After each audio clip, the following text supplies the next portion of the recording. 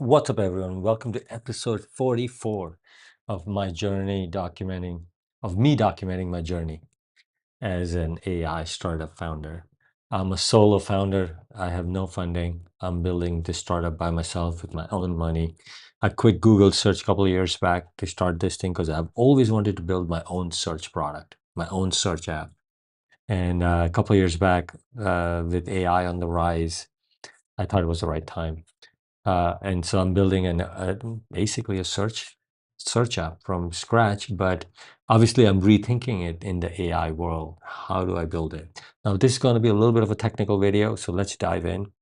One of the things I want to talk about is how I'm building it, and at a very high level, 50,000 feet. And this diagram shows at a very high level how I'm thinking about it. And the key point here is that I'm thinking, how can we leverage AI or LLMs uh, carefully, where they make sense, where they don't, and to the extent possible, use intelligence, but also expect the unpredictable nature of them. And it turns out I've spent almost 6 months thinking about this, and it turns out there are a lot of times using LLMs for what typically you'd make decision. You'd have like conditions or configuration or if-else statement. Using LLMs to make the decision for you turns out to be a pretty good decision, especially in a use case like search, where it's so fuzzy. So for example, for this locale and this type of query, find the right sources I should fetch. Before, it would be some configuration or some rules, or you'd have custom machine learning models that we had at Google. Now I'm just using LLM, and I was skeptical at first, but it turns out the newer thinking models are pretty good. They're a little bit slow. And so then I started experimenting with newer models that are non-thinking but smaller, and I found the right balance. Currently, I'm using Gemini 2.5 Flashlight, also Gemini 3, no, Gemini 2.5 Flash as well. But I've also used some of the Chinese open weight models. And overall, it works pretty well. And so the idea is that LLM makes a lot of these decisions when it makes sense, not always. And so one of the first steps when you get a query or a prompt is, because it's a search app, find out what are the sources. What do you want to fetch? For example, you want to find the closest zoo, or you want to find zoo in some other country, or if that country has many zoos, find the zoo with the highest rating in that country, say Australia. Find a zoo in Australia that has the highest ratings and tell me why. That's a pretty good prompt. Now, you try that in Google, and I don't have to tell you, you're not going to get a pretty good response. The AI mode is pretty good, and it's getting better over and every day. But surely we can do better than even Google's AI mode. And in my testing, the platform that I've built, it consistently does better.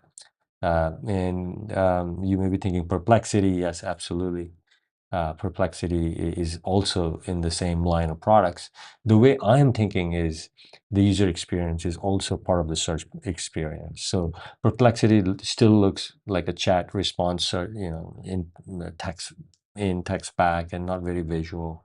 I'm thinking it very like a non-chat like UX. And so that's sort of how these are kind of examples of how I'm rethinking search from scratch. How do we build it? Not just the core technology, the algorithms, but also the user experience.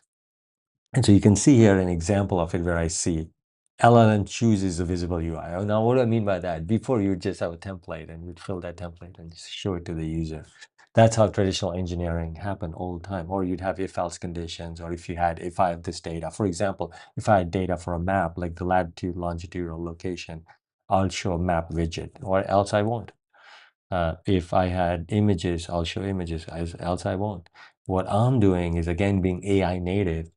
The idea is that let the LLM decide with all the context and the user information, and then let the LLM decide whether you want to present it, which of these I call them cards, where they're like widgets or sections. You can think of many, many different type of content: maps, images, text response, charts, formulas. Also different types of chat response. Like I have a summary section, I have a full analysis section, I have a section to kind of dive deep for certain queries. Let the LLM decide which to show and which order. And then also the LLM puts it all together just for the text part for each of the sections. Each of the text sections are also put together by LLM. And so that's what I mean by AI native architecture. It just sounds like using a lot of LLMs, but I didn't use them willy-nilly. They're tested while keeping in mind the LLMs are very unpredictable. And you also get some nice benefits of multi-language support, multilingual support, and some other things. So that's sort of how I'm thinking of building this from scratch. This is video number 1. I'll be doing a second video where I'll be diving deep. Here's the diagram for me diving deep into the architecture a little more, and I'll keep doing this more and more. So thank you very much, and I'll see you in the next one. Thank you. Bye-bye.